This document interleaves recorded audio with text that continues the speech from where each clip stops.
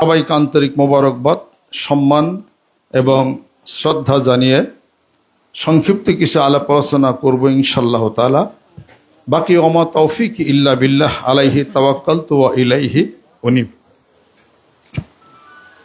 আজকে এলাকাবাসী যারা আসছেন এই দাওয়াতে, আপনাদের সবাইকে আতিথেয়তা করার জন্যে বাড়ির মালিক সহকারে এখানে কমিটির আরও যারা সম্মানিত সদস্য আছেন তারা একটু খাবার আয়োজন করেছেন। আপনারা সকলে গ্রহণ করবেন। আল্লাহ পাক যেন আমাদের উভয়কে কবুল করে নেন। অফিল ইতাবে হায়াতুন বাইনা আকওয়ামিন, পারস্পরিক সহমর্মিতার মধ্যে আছে একটি জীবন বিধান। সুবহানাল্লাহ। এই পৃথিবীতে যাই কিছু বলেন না কেন, দেহের জন্যে সবচেয়ে দামি একটা জিনিস, সেটা হলো খাবার খাওয়া। তার চেয়ে বেশি দামি ক্ষুধা লাগা। ক্ষুধা লাগলেও না, খাবেন কি? খাবারের জন্য, পেটের জন্যই সারা পৃথিবী। টাকা পয়সা উপার্জন করেন, চাল ডাল কিনেন, সংসার চলে। কেন? ক্ষুধা যদি না থাকলো চাকরি করতাম কেউ? ক্ষুধা নাই, চাকরিও নাই, কোনো কিছুই নাই। তাহলে পরে এইটা যে ব্যক্তি কোনো মানুষকে আতিথেয়তা করে আল্লাহ পছন্দ করেন। সুবহানাল্লাহ। আর এই আতিথেয়তার মধ্যে থাকতে হবে খুলুসিয়াত এবং একান্ত আল্লাহ এবং আল্লাহর রাসূলের জন্য। ইন্নামা নুতিমুকুম লিওয়াজহিল্লাহি লা নুরিদু মিনকুম জাযাআন ওয়ালা শুকুরা। আল্লাহ পাক বলেন, যারা এই পৃথিবীর বুকে কোনো মানুষকে আদর আপ্যায়ন করে, খাওয়ায়, এন্টারটেইনমেন্ট করে, এই জন্যে যে আল্লাহ খুশি হবেন, রসুল খুশি হবেন, তা আল্লাহ পাক বলেন আমি খুশি হয়ে যাই। এটার মধ্যে থাকতে হবে আল্লাহ এবং আল্লাহ রাসূলের কোনো উদ্দেশ্য। আমাকে মানুষ বড় বলুক, আমি অনেক বিরাট, আমি এটা করছি, আমি সমাজের হ্যান করছি, ত্যান করছি, মেলায় কিছু করছি, তাহলে এইগুলো যদি মানুষের নিকটে ছড়ান, মানুষে ভালো বলুক, সম্মান উপার্জনের জন্য যদি করেন, তা আল্লাহ এটা পছন্দ করেন না। এটার লাভ কি আছে? আল্লাহ পাক তিনটা জিনিস পছন্দ করেন, মানুষ তিনটা জিনিস না পছন্দ করে। আল্লাহ পাক কয়টা জিনিস পছন্দ করেন? তিনটা। মানুষ ওই তিনটা জিনিস না পছন্দ করে। এক নম্বর হলো মেহমান। সুবহানাল্লাহ। বাড়িতে মেহমান আসলে আল্লাহ পছন্দ করেন। এই যে মেহমানদের করানো হচ্ছে, আপনাদেরকে দাওয়াত দেওয়া হচ্ছে, আল্লাহ পছন্দ করেন। নিশ্চয় একটা ভালোবাসা, আদর, স্নেহ, এটাই তো হলো। আমরা যেভাবে কাজ করি, বাংলাদেশে মুসলমানদেরকে কম খাওয়ায়। খাওয়ায় কারা? অন্য জাতির মানুষ। খ্রিস্টানরা খাওয়ায়, হিন্দুরা খাওয়ায়। আমাদের ওই এলাকায় এক হিন্দু বাড়িতে, উনি একটু সাধু কিসিমের মানুষ আর কি, 7 দিন ভৈরা খাওয়াইছে। মুসলমান কি আর হিন্দুই কি? আর গলার মধ্যে একটা গামছা নিয়ে সারাদিন ভরে খাবার চলছে, আর গলার মধ্যে গামছা নিয়ে এমনি করে দাঁড়াইছে। আমি আপনাদেরকে আতিথেয়তা করার মতো কিছুই আমার নাই। যাহা আপনাদেরকে আমি সেবা সিদ্ধি দিলাম, আপনারা গুণমুগ্ধ মনে আমার অপরাধগুলি আপনারা সব ক্ষমা করে দিন। খারাপ কিছু করছে? আপনার জীবন বেলা উপার্জন করে কয়টা মানুষের খাওয়াইছেন আপনি? এটা এই পিসাব জীবনে কয়টা মানুষের খাওয়াইছে? বাড়ি বাড়ি ঘুরে গেলে তুমি গেলে খাও। ঘটনা কি? এই মুফাসসিরে কোরআন, এই শাইখুল হাদিস, এন ওয়াজ করো, অন ওয়াজ করো, টাকা নাও, পয়সা নাও। তুমি দিছো কয় পয়সা মানুষের? এটা কও। আমির দিন তো খুব মিলাদ খাইতে পারো, তোমার বাড়িতে মিলাদ কবে পড়েছে এটা কও আগে। তুমি কয়টা মানুষের আম দিছো এটা বলো আগে। এটা আল্লাহ পছন্দ করেন মেহমান। মানুষ বলে কি, সকালে আইছে, দুপুরে খাইলো, বিকালে খাইলো, এই আল্লাহর পথে যায়ও তোরা। এই এটা মনে মনে একটা বকা দিয়ে বসলো আর কি। যতক্ষণ তোমার বাড়িতে মেহমান থাকবে ততক্ষণ তোমার দরজা খুলে যাবে। জোরে কল সুবহানাল্লাহ। আল্লাহ রাব্বুল আলামিন বলেন, আমি 3টা জিনিস পছন্দ করি, মানুষ তারা পছন্দ করে। 1 নম্বর হলো মেহমান পছন্দ করি, 2য় নম্বর হলো বৃষ্টি পছন্দ করি, 3য় নম্বর হলো যেই সংসারে কন্যা সন্তান জন্মগ্রহণ করে আল্লাহ রাব্বুল আলামিন বলেন আমার কুদরত খুশি হয়ে যায়। জোরে কল সুবহানাল্লাহ। বৃষ্টি আসলে, মেহমান আসলে মানুষ বলে যায় না কোনো বাড়ির থেকে বিরক্ত হয়ে যায়। আর যদি বৃষ্টি আসে মানুষ বলে এই বৃষ্টিতে হাঁটতে পারি না, কেদা সেকলা হয়ে গেছে, এটা ওটা হ্যান। আর যদি কন্যা সন্তান হয় মুখটা তার বেজার হয়ে যায়, কালো হয়ে যায়। কন্যা সন্তান হলে কাউকে মিষ্টি খাওয়ায় না, পুত্র সন্তান হলে মনে মনে মিষ্টি খাওয়ায়। জোর কর ঠিক কিনা? আল্লাহ বলেন কন্যা সন্তান পছন্দ করে তুমি না পছন্দ করো, মিষ্টি পছন্দ করি তুমি না পছন্দ করো, মেহমান পছন্দ করি তুমি তা না পছন্দ করো। আল্লাহর পছন্দনীয় জিনিসগুলো যদি সমাজে বাস্তব রূপ হইতো, ভাগ্যের পরিবর্তন হয়ে যেত। যেরকম সুবহানাল্লাহ। আল্লাহ ইসলাম করেছিল আদ-দুনিয়া কুল্লাহা মাতান খায়রুন মাতা'দ দুনিয়া ইমরাতুস সালিহা। ইসলাম করেছে গোটা বিশ্ব পৃথিবীর ভিতরে যত নিয়ামত আছে শ্রেষ্ঠ নিয়ামত হলো ঘরের স্ত্রী। যেরকম সুবহানাল্লাহ। যে নিয়ামত বাড়িতে আনলেন তাকে কি কি বিয়ার মজলিসে কি বলছেন? ভদ্রচিত খরগোশ। কথা ঠিক কিনা? এত টাকা দিল বহারার এওজে নগদে এত টাকা উসুল ধরিয়া অমুকের ছেলে অমুককে বিবাহের প্রস্তাব করিয়েছেন, আপনি বলেন কবুল। কবুল কর না? তাহলে ওই মজলিসে মেয়েকে সম্মান দেন নাই, ভদ্রচিত খরগোশ দিবেন না তাকে, তার মারতে পারবেন না, তার প্রতি ক্রুয়েলটি আপনার কোনো হিংসাত্মক কিছু করতে পারবেন না, এই অধিকার তাকে দেন নাই। এবং নফকা দেন নাই, তার আলাদা একটা ঘরটার ব্যবস্থা করবেন তা দেন নাই আপনি এটা। এবং তার মহারানা নির্ধারণ করেন 3,30,33 পয়সা 3.5 পাই। আপনি মহারানা করেন না আপনি এটা। তার সম্মান দেন নাই, কিনা আনেন নাই তারে। তার সম্মান আনার পর তাকে মারেন কেন? তাকে মারতেছেন কেন? তার কেন আটকায় রাখে? আপনি কেন যৌতুক প্রথার প্রচলন করে টাকা পয়সা কেন চান আপনি? এটা টাকা চান, পয়সা চান, তারা দিয়ালো নাকি? বিবাহ মজলিসে 3 লক্ষ টাকা মহারানা করেন নাই, সেটা আপনি দিবেন না তাকে। এটা এখনো মহারানা আদায় করে না, অথচ ঘরের স্ত্রীর মারপিট করে তার বাপের বাড়িতে 2,000 টাকা হয়ে থাকা 6 কেজি পায়রা নিয়ে খাইছে। এই অভিশাপ থেকে সমাজকে বাঁচাইতে হবে। রাজি আছেন? হাত নামান। বলবে যে আমি আমার স্ত্রীর মহারানা আদায় করে দেয়, বেশি দিয়েছি। সুবহানাল্লাহ। আর আমার সাথে যাদের মহব্বত ভালোবাসা মুরিদান যারা আছে তাদেরকে হুকুম দিছি মহারানা আদায় করে দাও। আদায় করছেন মহারানা? পুরুষ জাতি হলো বাদশার জাতি। হাত নামান। 30 বছর তোমাকে লালন পালন করলাম, খাওয়াইলাম, পড়াইলাম, এত কিছু করলাম, আর 3 লাখ টাকা মহারানা দিয়ে পারুন না? নিচে কেন হবেন? মহারানা দিতে হবে। ওই কুলদারা আছে না, চিনেন না? সাথে কুলদারা যায়, ভগ্নপতি যায়, এরা শিখিয়া দেয় বাসর রাত্রে মহারানা বউর কাছে মাপ চাই লইস। পয়লা গে মাথারা নিচা করে। ঘরের স্ত্রীর কাছে কে মাপ চায়? পুরুষ হলে রাজা বাদশা, কিসের মাপ চাবে? আমরা তোমার এত দিলাম, ঘর বাড়ি ব্যাগ কিছু করে দিলাম, 2 লাখ টাকা মহারানা আদায় করতে পারবো না? পয়লা না, মহারানা আদায় করে দেন। মহারানা আদায় করে তাকে টাকা দেয়া দিয়ে জীবনও জিজ্ঞাসা করবেন না টাকা যে দিছিলাম টাকা দিয়ে কি করছো, তাহলে কিন্তু আদায় হবে না। ওটা তার ব্যক্তিগত সম্পত্তি, তারই না। তার সম্মান দেয়, তাকে নারীকে সম্মান দেয়। আপনার বাড়িতে কিনা আনছেন, মুখে মুখে পুরুষ জাতি মুখে মুখে নারীকে সম্মান দিলে হবে না, কার্যত সম্মান দিতে হবে। জোরে জোরে কোন সুবহানাল্লাহ। এই সম্মানের ব্যবস্থা না করে বর্তমানে দেখেন যে নাকি মানে ডবল বিয়ে করব তার আবার ট্যাক্স দেওয়ান লাগে। এতদিন শুনতাম যে হুন্ডা চালালে ট্যাক্স, এখন দিয়ে পানের দোকান ডালারালেও ট্যাক্স। এখন ডবল বিয়ে করলাম, এক বিয়ে করছে আরেক বিয়ে করলে হিটার বলো ট্যাক্স। কথা ঠিক করছে, নতুন নিয়ম বাড়িয়ে গেছে।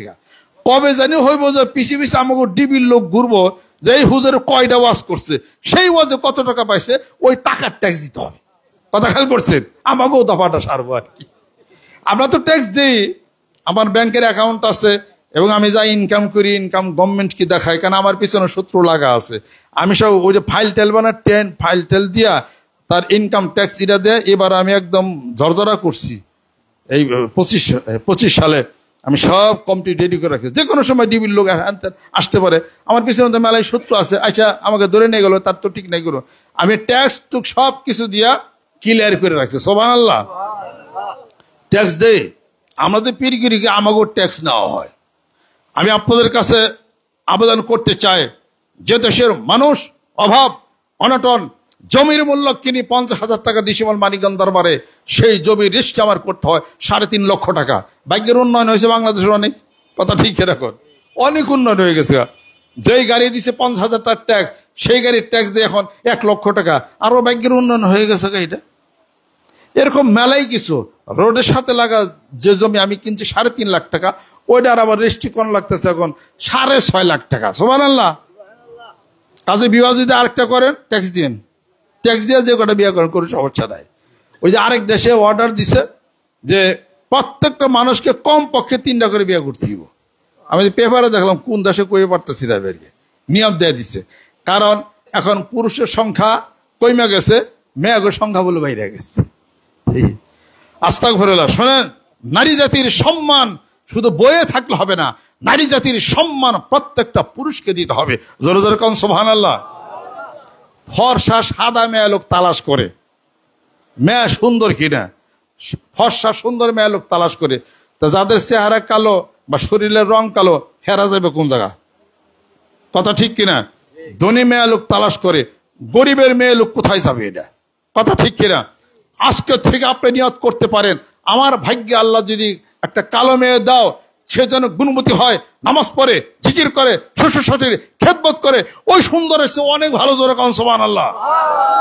সুন্দরী মেয়ের অহংকার বেশি, তার পিছে পিছে ঘোরা লাগবে আপনার। আর আপনার সে যদি কি সুন্দর কম, কালো মেয়ে, হে আপনার পিছে ঘুরবো। জোরে কোন ঠিক কিনা?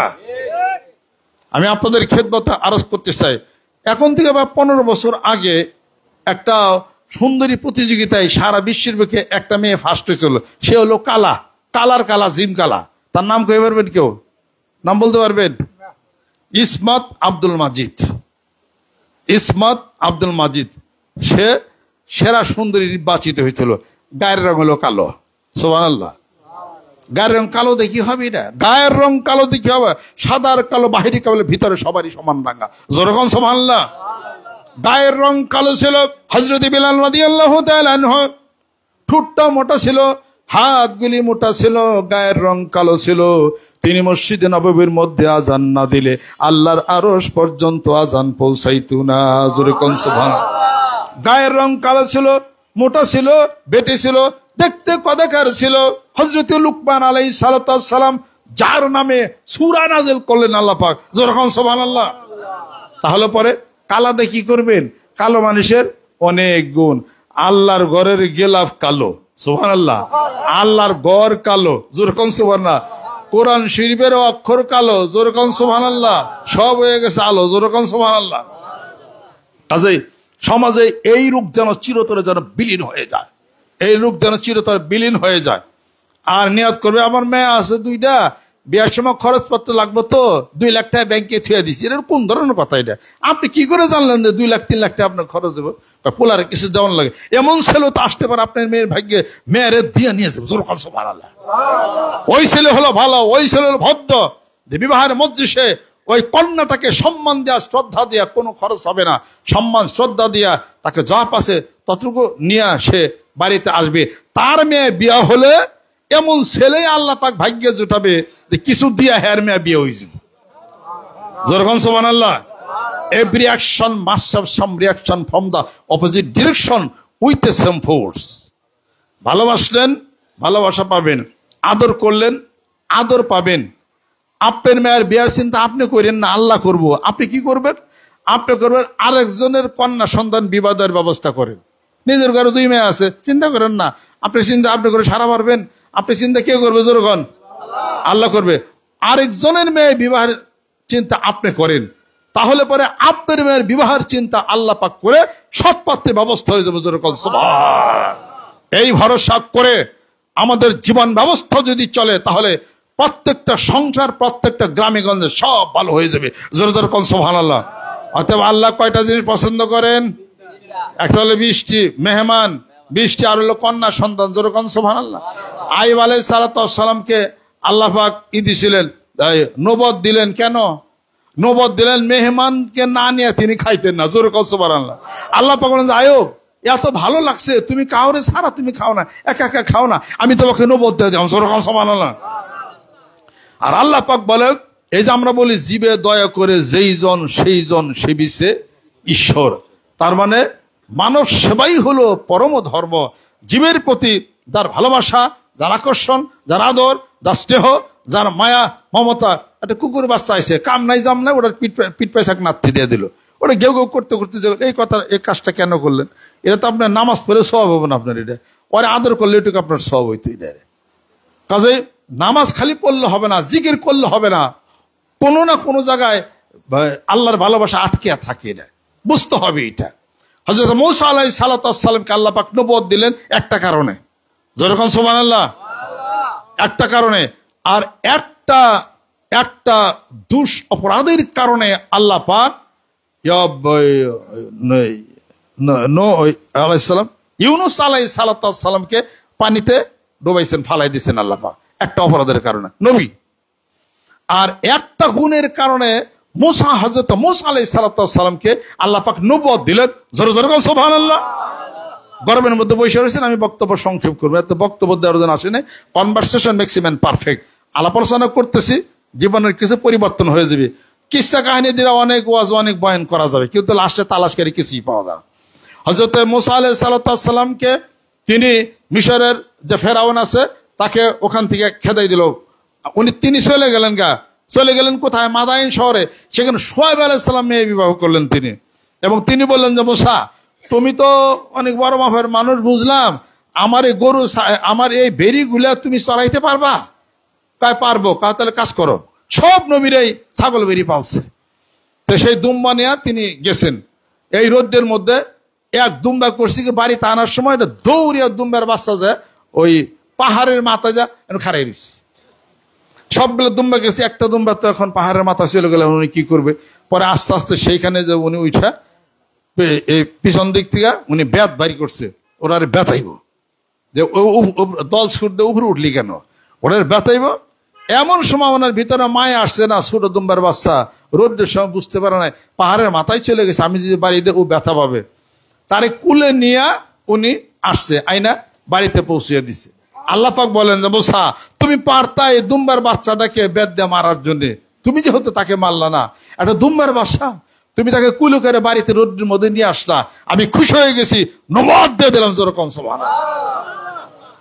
যাওয়ার পরে ফুজাল বিন আয়াস রহমতুল্লাহ আলাইহি ডাকাত দলের সর্দার ছিল, তিনি ধনীদের নিকট থেকে টাকা পয়সা নিয়ে সব গরিব বিলাই দিত, নিজে খাইতো না। আর ডাকাত করার সময় যত মহিলারা পেস্ত, কোনো মহিলার শরীরে তিনি হাত দেন নাই।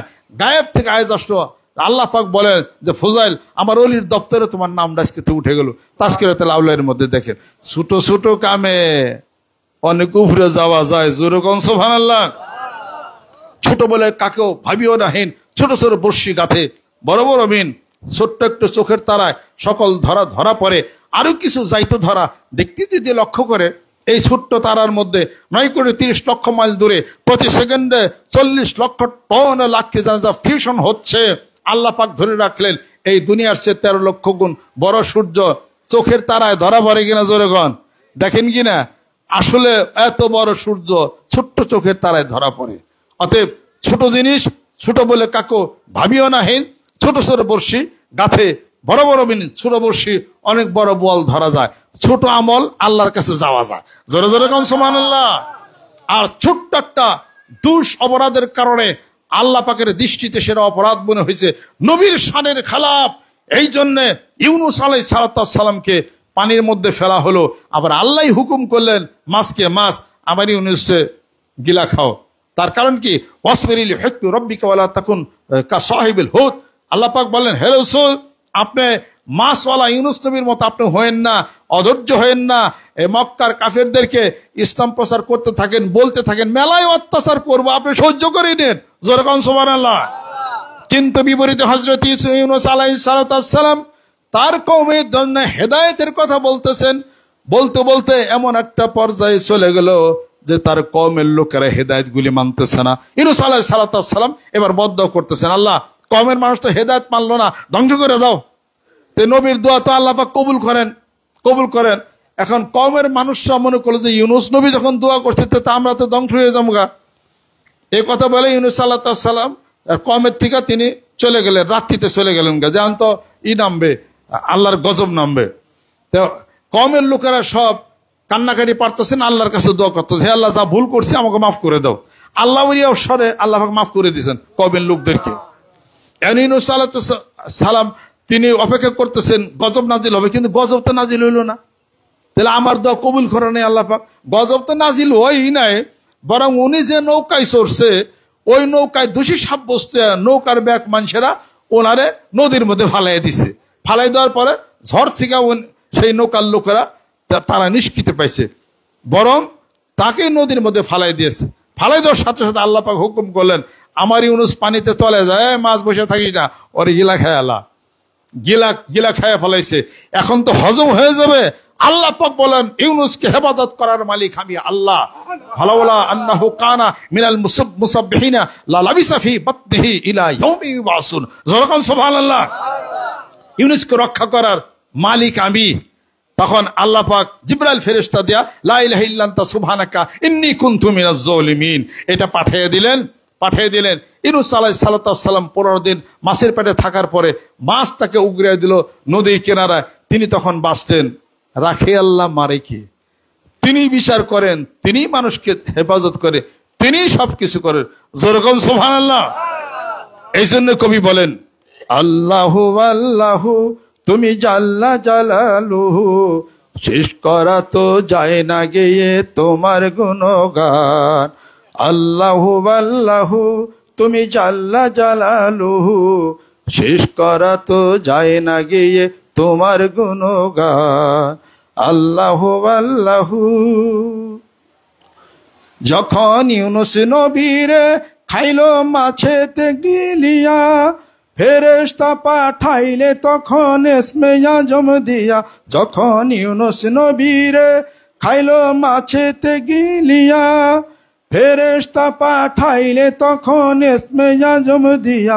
দমে দমেতে হরদম পড়ছে ইসমে আজম, দমে দমেতে হরদম পড়ছে ইসমে আজম। সেই মাছের উদর হতে সে যে পেল পরিত্রাণ। আল্লাহু আল্লাহু তুমি জাল্লা জালালুহু, শেষ করা তো যায় না গিয়ে তোমার গুণগান। আল্লাহু আল্লাহু। এটা হলো আল্লাহ পাকের কুদরতের খেলা। যেরকম সুবহানাল্লাহ। সে আল্লাহ পাক আমাদেরকে লালন পালন করতেছে কিনা, এত চিন্তা টেনশনের কি? কোনো চিন্তা নেই, নো চিন্তা ডু ফুর্তি। অর্থাৎ কি? কোনো চিন্তা নাই, ফুর্তি করা। কিসের ফুর্তি করা? কোরআন তেলাওয়াত করেন, ভিতরের শান্তি এসে যাবে, ফুর্তি বেড়ে যাবে। যেরকম সুবহানাল্লাহ। কোরআন তেলাওয়াত করলে সুস্থ হয়ে যাবেন, কোনো অসুখ বিসুখ থাকবে না। অনুনাজ্জিলু মিনাল কুরআনি মা হুয়া শিফাউর রাহমাতুল লিল মুমিনিন। আল্লাহ পাক বলেন, কোরআন তেলাওয়াত করবে, সেবা হয়ে যাবে। জিকির করবে, অন্তরে শান্তি হবে। জোরে জোরে কোন সুবহানাল্লাহ। আল্লাহ পাক 3টি জিনিস পছন্দ করেন, 3টি জিনিস মানুষ না পছন্দ করে। পাইলাম? তাহলে পরে আল্লাহ নবী সাল্লাল্লাহু আলাইহি সাল্লাম বলেন, আল্লাহ পাক বলছেন 3 জিনিস তোমরা তাড়াতাড়ি করো, 3টা জিনিস তাড়াতাড়ি করো। নামাজে রক্ত হইলে নামাজ পড়ো, আর কন্যা সন্তান বিবাহের উপযুক্ত হলে বিবাহ দিয়ে দাও। ছেলে বিবাহের উপযুক্ত হলে বিবাহ দিয়ে দাও, কন্যা ছেলে। আর জানাজা যখন আসে, মৃত লাশ, দেরি করো না, তাড়াতাড়ি কবরস্থ করো। সমাজের যাহা দরকার তাহাই 2-1টা কথা বলতেছি, অন্য ধরনের বক্তব্য আমার দেওয়ার দরকার নাই। এই সমাজে দেখা যায় যে পিতা মারা গেছে, পিতা মারা যাওয়ার পরে পোলা থাকে কানাডা আর মেয়া থাকে অস্ট্রেলিয়া। যেহেতু পিতা মারা গেছে, এখন তো পিতারে একটু দেখা দরকার, যেরকম ঠিক কিনা। তখন এই পিতার এই লাশটা কি করে, ওই ফ্রিজের মধ্যে লাইখা দেয়। 2 দিন পরে কানাডার থেকে অস্ট্রেলিয়া থেকে ছেলে মেয়ে আসে, আসার পরে 2 দিন পরে পিতারে এক নজর দেখে চোখের পানি কিছু মুছা টুইসা তারা তো কানাডা চলে, অস্ট্রেলিয়া চলে যাবে, মাটি মঞ্জুর করে আবার চলে গেল। এটা কি হালাল না হারাম? এটা যেরকম এই সন্তানের পিতাকে দেখার কোনো দরকার নাই। দেখার অধিকার আছে, কিন্তু দেখার আর দরকার নাই। তার কারণ ইসলামের হুকুম, মানুষ ইন্তেকাল হয়ে গেলে সে তার শরীরটা তো জারজার হয়ে যায়, বেশি গরম পানি দিয়ে গোসল করেও না, মুর্দা ব্যক্তি কষ্ট পাবে। বেশি ঠান্ডা পানি দিও না, তার ভিতরে সে কষ্টটা সে পাবে। ফ্রিজে যে রাখলেন তাতে বরফ দিয়া শক্ত হয় নাই? ফ্রিজের মধ্যে কি গরম না ঠান্ডা? ঠান্ডা। এই যে 2 দিন রাখলেন, এটা আপনি জীবিত মানুষ, আপনি অপরাধ করছেন। এটা এই জন্যই ইলম শিক্ষা করা হলো ফরজ। ওই ছেলেবেলেকে যদি ইলম শিক্ষা করতেন, আলিম ব্যক্তি হইতেন, আপনি যদি হইতেন, আপনার লাশ 2 দিন পর্যন্ত ফ্রিজে কখনো রাখতেন না। আমি একজন খবর জানি 3 দিন পর্যন্ত ফ্রিজে লাশ রাখছে, আবার আসছে দেখাশোনা করে, আবার তারা চলে গেছে গা। তাহলে আমার লাভটা কি আছে? ওই দেখা দেখি ওর মোবাইলে ফটো উঠে পরে দেখে, অথবা ভিডিও করে দেখান, এইগুলো করতে চায় না কখনো। আমি কি বুঝাইতে পারছি? আমি আপনাদের খেদমত আরজ করতে চাই, কাজে মেয়েদের জন্য এটা ওরা জুলা জাতি করবেন এই জিনিসটা, ওই জুলা জাতি না করে আপনার বাড়ির সম্পত্তি, আপনার জাগা জমির সম্পত্তির থেকে কন্যা সন্তানকে কখনোই আপনি কম দিতে পারবেন না। পুত্র সন্তানের যা হক তা দিতে হবে, কন্যা সন্তানের যা হক সেটা দিতে হবে। পুত্র যদি 2 টাকা পায়, কন্যা 1 টাকা পাবে। এই কন্যা সন্তান বিবাহের পরে পিতার ঘরে 2 আনা, স্বামীর ঘরে 2 আনা সত্যের মালিক হয়ে যাবে। শেষ পর্যন্ত কন্যা সন্তানটি বেশি পাইব। জোরে জোরে কোন সুবহানাল্লাহ। এই ধরনের ঠকানোর কোনো পরিকল্পনা এবং মেয়েদের এই মহারানা না দেওয়ার কোনো প্রবণতা সমাজ থেকে যেন জন্মের মতো যেন উদ্ধচার হয়ে যায়। নারী জাতিকে সম্মান, নারী জাতিকে শ্রদ্ধা ইসলাম করেছে, আমরাও করার ব্যবস্থা করি। জোরে জোরে কোন সুবহানাল্লাহ। আল্লাহ পাক আমাদেরকে যেন কবুল করে নেন। গ্রাম দেশে কিছু রীতি আছে বয়াত মুরিদ হওয়ার। সবচেয়ে বড় পীরের নাম কি? জোরে কোন। সবচেয়ে বড় পীর হলো পিতামাতা। জোরে কোন সুবহানাল্লাহ। সবচেয়ে বড় পীর মেয়েদের জন্য হলো তার স্বামী। স্বামীর খবর নাই, স্বামীর সেবা শুশ্রূষা করে না, পীরের বাড়িতে লাল মুরগি লইয়া যায়। এই মুরগি আল্লাহ কবুল করেন না। জোরে কোন ঠিক কিনা? পিতামাতার সম্মান নাই, পিতামাতাকে সম্মান শ্রদ্ধা করে না, তার খোঁজ খেয়াল করে না, তার সেবা শুশ্রূষা করে না। ও পীরের বাড়িতে যা মাটি কাটে কোদাল দেয়া, এই মাটি কাটার কোনো অর্থ নাই। কথা লক্ষ্য করছেন? কাজেই ইসলাম যা করেছে আপনি তাই করেন। ভালো একজন পীর মানুষকে, ছেলেকে সম্মান শ্রদ্ধা শিখাবে। তুমি তার পিতামাতাকে সম্মান করো, আর তুমি তোমার স্বামীকে সম্মান শ্রদ্ধা করো। এটা যদি করে আল্লাহ খুশি হবে। যেরকম সুবহানাল্লাহ। আল্লাহরে খুশি না করে মানুষের পিছি পিছি করে মাইনসেরে খেলে খুশি করে। মানুষকে খুশি করেন আল্লাহরে খুশি করার জন্য। বেশ কম আছে না নাই? আমি আপনাদের খেদমত আরজ করতে চাই, আসুন পীরে পীরে সারা বাংলাদেশে হাইনা গেছে গা, কোনটা ভালো পীর কোনটা খারাপ পীর, কার কাছে যাব, এই পার্থক্য করার শক্তিও আমরা হারিয়ে ফেলছি। যেরকম ঠিক কিনা? ঢাকা বিশ্ববিদ্যালয়ের কোন এক ডিপার্টমেন্টের এক টিচার, ডিপার্টমেন্টের নাম আমি বলবো না, সে একটা বাসায় গেছে, ঢাকা এই একটা বাসায় গেছে। বাসায় যায় সে বলতেছে, বাসার সামনে দাঁড়ানো, সেখানে আমি উপস্থিত, আমার নিজেরই ঘটনা সেটা। বললেন যে বাবা কি আছে? তা আমি বললাম যে বাবা তো নাই। কেরা? কয়লা এখানে একজন থাকে। যে আমার কি মনে করে আসছেন? আমি ওনার কাছে একটু সিদ্ধি নেই, সিদ্ধি নাই। তা আমার তোর জ্ঞানে ধরতেছে না যে বাসায় তো মানিকগঞ্জের পিসাব, তা আমি থাকি, এর সিদ্ধি কেরার দেয়। এখন ওই বাসার 3 তলা বাসা, ওই বাসারই উপরে বাসার যে দারোয়ান সে থাকে। আমি তাকে সম্মান শ্রদ্ধা করি, মানুষকে ছোট করি না আমি। সে থাকে ওখানে, ছোট্ট একটা রুম বানাইছে। উনি ওই বাড়ির এই বিল্ডিংটা ঝাড়ু টাড়ু দেয়, পরিষ্কার টস্কার করে, গেঞ্জিতে পর্যন্ত ছিঁড়ছে। গেঞ্জি ছিঁড়ুক, তাতে কি আছে। এই তারপরে শরীর দা ঘামের গন্ধ, মুখ তো কাটেই না 6 মাস ধরে মনে হয়। এই বিড়ি খাইতে খেতে মুখ লাল হয়ে গেছে, সেটা আলাদা কথা, লাল হোক, সেটা যার তার ব্যক্তিগত ব্যাপার। এটা এই অবস্থায় ঢাকা বিশ্ববিদ্যালয়ের ছেলে, there are many universities in Bangladesh, but the University of Dhaka is the most famous of all other universities. He had been the teacher of Dhaka University also now. তাহলে সেই বিশ্ববিদ্যালয়ের একটা টিচার বলতেছে ওনার কাছে হলো সিদ্ধি নিব। আমাকে কার কাছে? কয় ওনার কাছে। আমি একটু সেবা সিদ্ধির জন্য আসছি। আমার তেল ব্যাপার জানতো, ওনার গর্ত ছাদে, পরবর্তী ছাদে চলে গেলো সিদ্ধি নেওয়ার জন্য। ঢাকা বিশ্ববিদ্যালয়ের একটা টিচার, ওই বাড়ি সে হলো ঝাড়ুদা, সে ঠিকঠাক করে এবং তার লেবাসের ঠিক নাই। এই অবস্থা, সে ঝাড়ুদা গেট খুলে দেয়, দাঁড়িয়ে থাকে। ওই ইউনিভার্সিটি টিচার ওনার কাছে সিদ্ধি কি নিবে বলেন? যার পরিষ্কারের জ্ঞান নাই, যার দাঁত অপরিষ্কার, নিজের তার কোনো স্বকীয়তা জ্ঞান হিসাবপত্র নাই। তাহলে আমি যদি, আপনি পিসাব যদি ভদ্র না হন, আপনার কাছ থেকে আমি কি শিখবো? ভদ্র না হলে তো আমিও তো ভদ্রতা শিখতে পারবো না। আপনি পিসাব দান করেন না, তো আপনি কি বন একজন মানুষ?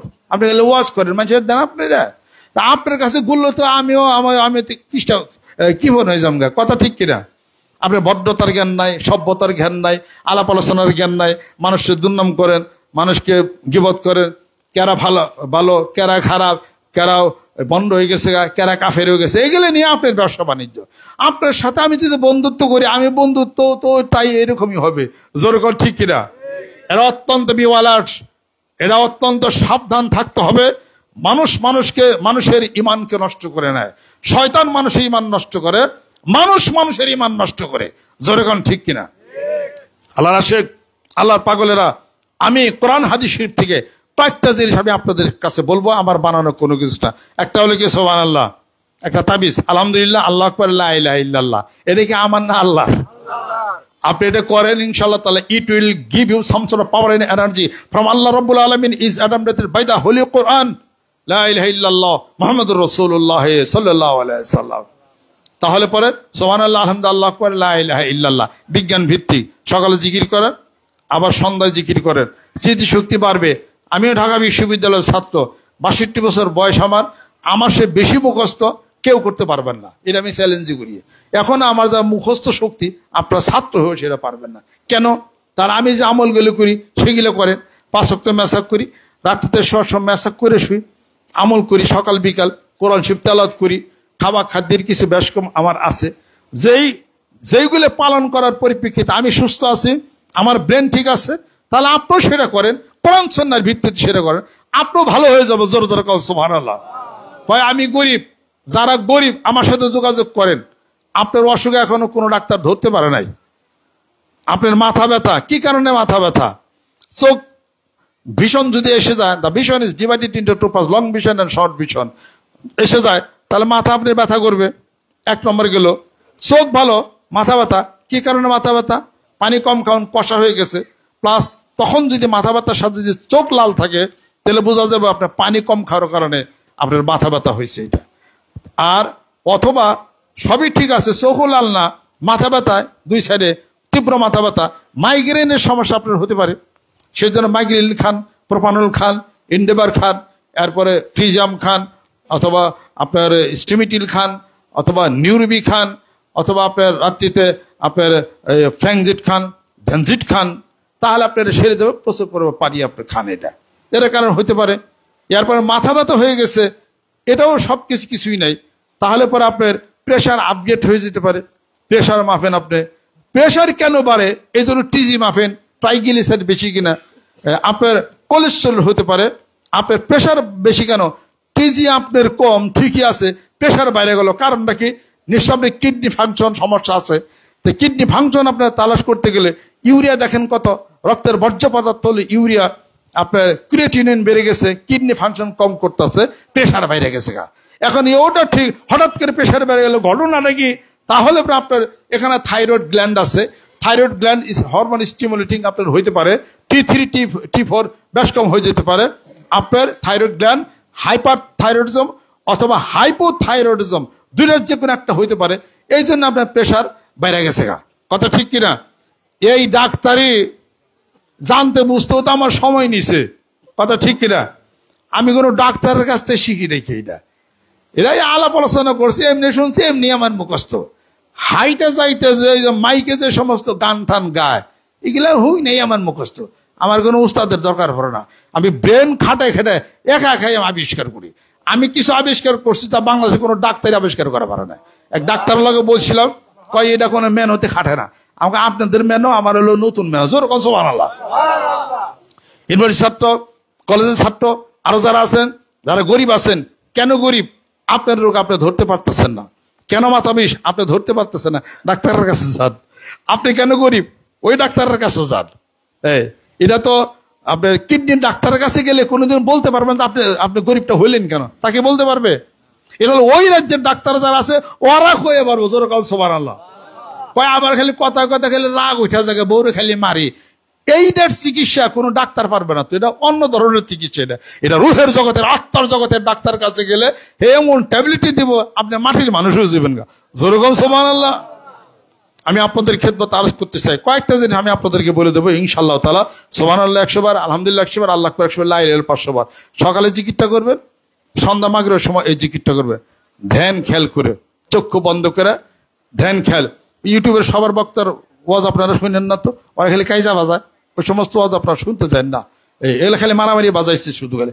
এক ইউটিউবের বক্তা আমি শুনলাম, উনি বলতেছে জিকির করবো চক্ষু বন্ধ করে, এটা কোনো দলিল আছে?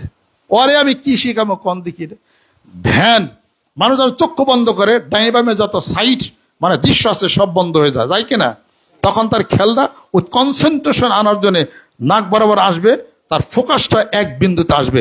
এবার সে ধ্যান খেয়াল করবে, সুবহানাল্লাহ বলবে, সুবহানাল্লাহ বলবে, খেয়াল করবে আমি তোমার ইবাদত করি এমন ভাবে যেন আমি আল্লাহরে দেখেই সুবহানাল্লাহ বলি। হাদিস শরীফের মধ্যে আছে আন তা'বুদাল্লাহ কান্নাকা তারাহু ফা ইন লাম তাকুন তারাহু ফা ইন্নাহু ইয়ারাক।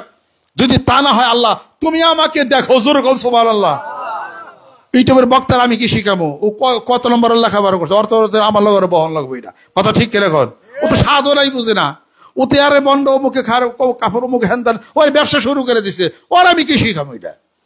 আমরা আলিয়াতে পড়ছি, কমিতে পড়ছি, ঢাকা বিশ্ববিদ্যালয় পরে পিএইচডি ডিগ্রি কইরা পীরগিরির হিসাবপত্র সাধনা হ্যান কইরা মাঠে নামছি। আমাকে মাঠে নামা তার মাঠে নামা এটা বেশ কম আছে কিনা জোরে কর? হাদিস শরীফ কোরআন শরীফ বাইরে আমি কিছু বলবো না, ভিতর থেকেই আমি কথা বলবে না। কিন্তু সাধনা তো নাই, জ্ঞানের সেই সাধনা নাই, সাধনা নাই তে কি সে করবে এটা? সাধনা নাই বসি আপনার হালের লাঙ্গল দানছে দেখি এই চোখের মধ্যে, আর লাঙ্গল বাইতে পারে নাকি? এই হুজুর লাঙ্গল বাইতে পারো? লাঙ্গলের সাধনা নাই, বাইতে দেন লাঙ্গলের ফাল গরুর ঠ্যাঙের মধ্যে লাগিয়ে দেবো, গরুর ঠ্যাঙে কেটেছে বোকা, কথা ঠিক কিনা? আমি আপনাদের খেদমত আরজ করতে চাই, মানুষটা আমরা ব্যবসা বিজনেস করি, মানুষটা আমরা চলি, সাপ যেরকম সাপরে যখন সাপনে চলে, আমরা সারাদিন মানুষটি আমরা চলি। এই মানুষের হিসাবপত্র কোথায় কেমনি কি, কোথার ন্যাঞ্জা কোথার মাথা, এগুলো আমরা ওই রাজ্যে চলেই আমরা কাজ আমরা শুরু করছি। সুবহানাল্লাহ 100 বার, আলহামদুলিল্লাহ 100, আল্লাহু আকবার 100 বার, লা ইলাহা ইল্লাল্লাহ 500 বার। চক্ষু বন্ধ করে ধ্যান খেলের মাধ্যমে জিকির করে রুহের আত্মার জগতে শান্তি আসবে, একটা প্রচন্ড গতি আসবে ইনশাআল্লাহ তাআলা। আলো ফিউশন হবে, রেডিয়েশন হবে, 30 কোটি কোটি সেল, 30 কোটি কোটি পরমাণু মানুষ, স্টেবল অ্যানিমেল ওই আনস্টেবল এলিমেন্টগুলির মধ্যে ইলেকট্রন প্রোটন নিউট্রন পজিট্রন সব আলো ঢোকা শুরু করবে। এবার সুবহানাল্লাহ বলবেন, একবার সুবহানাল্লাহ বলবেন, আলো হবে, আবার বলবেন আলো হবে। আলো হইতে হইতে 30 কোটি কোটি ছেলে লোকটা আল্লাহর ওলিতে পরিণত হবে। জোরকান সুবহানাল্লাহ। আল্লাহ পাক যদি কবুল করে নেন, রহমত করে নেন, বরকত করে নেন। সারা বাংলাদেশে বহু তরিকা আছে, চিশতা তরিকা, নিজামের তরিকা, বলখের তরিকা, কাদিয়া তরিকা, ওয়াইসের তরিকা, সাবেরের তরিকা, সব তরিকার সুবহানাল্লাহ, সুবহানাল্লাহ। সবাই আলহামদুলিল্লাহ, সবাই আল্লাহ আকবার বলে। আপনারা বলেন, কোন তরিকার সাথে কোনো বাজাবাজি করতে যায় না, অসম্মান করেন না, সম্মান করেন, শ্রদ্ধা করেন, বড়দেরকে সম্মান করেন, বড়দেরকে শ্রদ্ধা করেন। আজকের এই মাহফিলে সম্মানিত এলাকাবাসী, সম্মানিত মুরব্বী একরাম যারা আছেন, আমরা যেন সুখী সমৃদ্ধশালী একটা বাংলাদেশ আমরা যেন গড়তে পারি। মানিকগঞ্জ দরবার শরীফের নেতৃত্বে সেই পতাকা নিয়ে মাঠে নামছি, 5 কোটি মানুষের টার্গেটটা ইনশাআল্লাহ তাআলা কোনো না কোনো ভাবে আমরা ভূমিকা রেখে শান্তি প্রতিষ্ঠার জন্য আমরা লড়বো ইনশাআল্লাহ তাআলা। আমি কাইজা বুঝি না, আমি ঝগড়া বুঝি না, আমার একটা কথা, যুদ্ধ চাই না, শান্তি চাই। যেরকম সুবহানাল্লাহ। জিকিরের বন্যায় ভেসে যাবে অন্যায়, যেরকম সুবহানাল্লাহ। সেই কল্পনা নিয়ে আমরা এটা দিয়া থাকি। আপনারা ছাত্র, শিক্ষক, মুরব্বী যারা আছেন, আপনারা কাজ করতে থাকেন, ইনশাআল্লাহ তাআলা আপনারা উপকার পাবেন। আর বন্ধুত্ব করেন, বন্ধুত্ব কিছুই না, it's a binding also with a 2 person period and followers, it can not be injected within you. এটা আত্মার সাথে আত্মার একটা বন্ধন। আপনার ভিতরে একটা আত্মা আছে না, একটা মানুষ আছে না? You have a best plot of land inherited. I see just now very vacancy but very fertile why you feel the below. আপনার ভিতরে একটা ভালো জমিন আছে, হৃদয়ের আত্মার জমিন, চাষ শুরু করে দেন। সুবহানাল্লাহ, চাষ শুরু হয়েছে। আর রাখাল হলো আমি রাখাল, পীর সাইক হলো রাখাল, সে আপনাকে চাষাবাদ করে দেবে, উপকার পাইবেন ইনশাআল্লাহ তাআলা। পীর কোনো খোদা না, পীর কোনো আল্লাহ না। আল্লাহ আল্লাহর জায়গা আছেন, রাসূল রাসূলের জায়গায় আছেন। একজন পীর তিনি হলো উস্তাদ, সে আপনাকে রাস্তা দেখাই দিবে, ওই রাস্তা অনুযায়ী বাড়িতে বসে থেকে আল্লাহ জিকির করে আপনি জান্নাতে যাবেন। পীর সাহেবের কি আছে এখানে? জোরকান ঠিক না? প্রতি মাসিক আমি এই বাড়িতে খাইবার লেগে আসি নাকি? আমার তো কত কয়ে বলে কত চেষ্টা করে আমাকে আনছে। প্রতি মাসে আমি মুরগি নিবার আসি, এলাকায় খাইবার লেগে আমি আছি। ওনার সাথে আমার কি সম্পর্ক? আমার সাথে আত্মার সাথে সম্পর্ক। সারা বাংলাদেশের সব জায়গায় আমি যাই, স্কুল, কলেজ, ইউনিভার্সিটি, সকল জায়গায় আমার পদচারণা, আলাপ আলোচনা আছে।